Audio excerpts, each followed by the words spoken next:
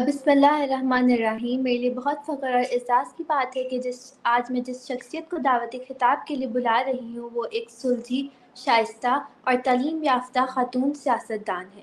انہوں نے university of Peshawar اور یونیورسٹی آف کیمبرج سے اعلیٰ تعلیم حاصل کی. انہوں نے یونائٹڈ نیشن ڈیولپمنٹ پروگرام میں بھی کام کیا.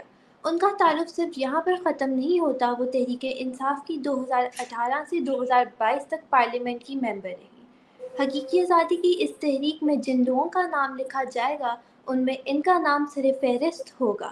عمران خان کی اس تحریک میں انہوں نے کسی بھی قسم کی قربانی سے دریغ نہیں کیا.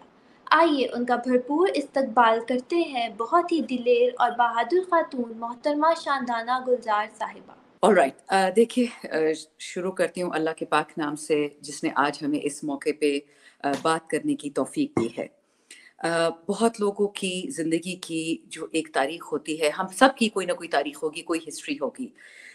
میں اکثر لوگوں سے کہتی ہوں کہ میں نے اگر اللہ کو پہچانا تو اپنے والد کی وفات کے بعد اللہ ان کو بخشے. لیکن پچھلے 2 سال سے جو پاکستان میں ہو رہا ہے، میں نے شاید پہلی دفعہ اپنی قوم کو پہچانا.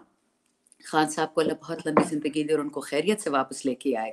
وہ اکثر پاکستانی قوم کی ریزیلینس کی بات کرتے تھے، لیکن کیونکہ ہم آئی تھنک وہ جنریشن ہے، جنریشن ایکس کہہ لیے، ہم جیڈڈ ہو گئے ہیں، ہم ذرا سینیکل ہو گئے ہیں، ہمارا ذرا ایمان کمزور پڑ گیا ہے. ہماری جو مطلب اتنا دنیا میں کچھ دیکھ لیتے ہیں کہ ہمیں لگتا نہیں ہے کہ نعوذ باللہ جو ہم نے باتیں سنی ہیں بڑوں سے وہ شاید ایمان کی باتیں، جہاد کی باتیں، مکمل ایک صنف کی بات، ایک سوچ کی بات کہ جی ہم بھی کوئی چیز ہے، ہمیں اللہ نے اشرف المخلوقات بنائے. یہ ساری باتیں مجھے بھول گئی تھی، میں سچ بتا رہی ہوں.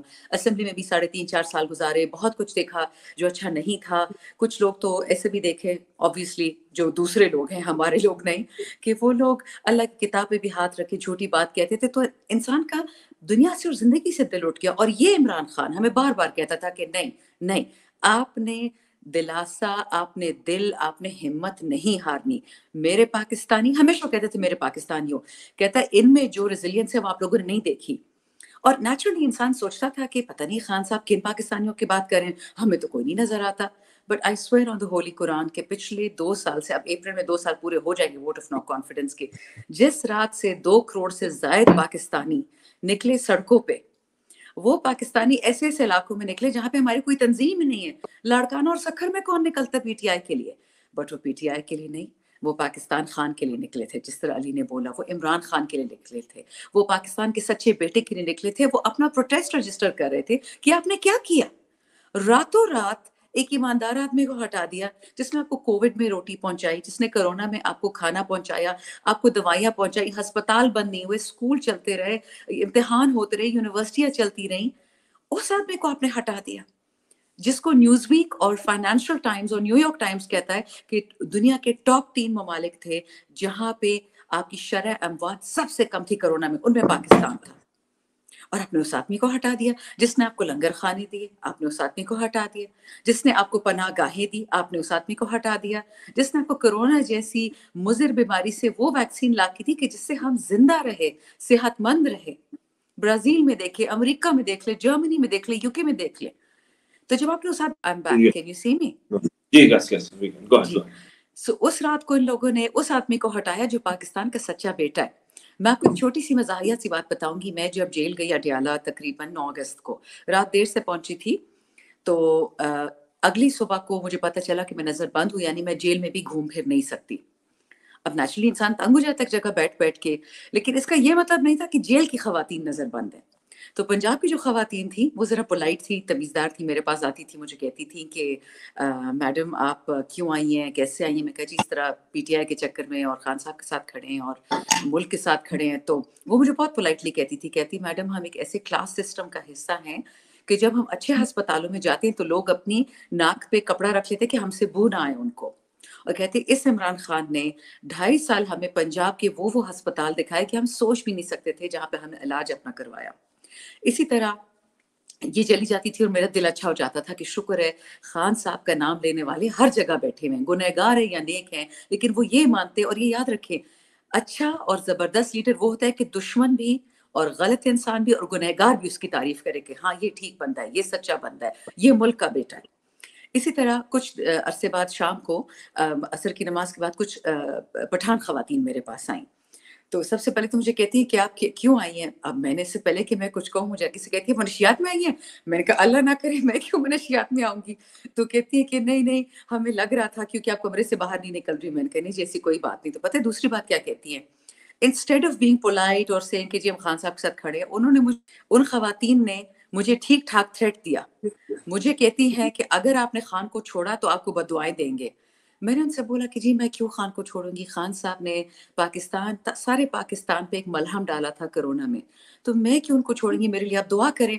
This just goes to tell you कि खान साहब ने जो सबसे ज़्यादा काम किया, आपके उस तबके के लिए किया जिसको हमारे लोग नोबडी समझते हैं, कि ये नाचीज़ हैं, ये नाक़िस हैं। 70% पाकिस्तानी को हमारे एलीट्स ज़ीरो बटा अंडा समझते हैं। उनको अपने नौकर रखते हैं, अपने बेटे का ड्राइवर उनका ड्राइवर हो जाता है, उनका जो नौकर होता है वो बावर्ची होता है, वो बावर्ची बन जाता है। ये हो नहीं सकता। आप किसी भी इदारे में उठा के देख लें, डॉक्टर का बेटा डॉक्टर होगा, लेकिन जो बेचारा आपका घर में काम करता है मुलाज़िम, उसका बच्चा भी आगे मुलाज़िम होगा। जो सिस्टम के खिलाफ खान साहब लड़ रहे हैं, जो माफियाज़ उनको कहते थे, वो माफिया सिर्फ चीनी में नहीं बैठी है या आटे में नहीं बैठी है।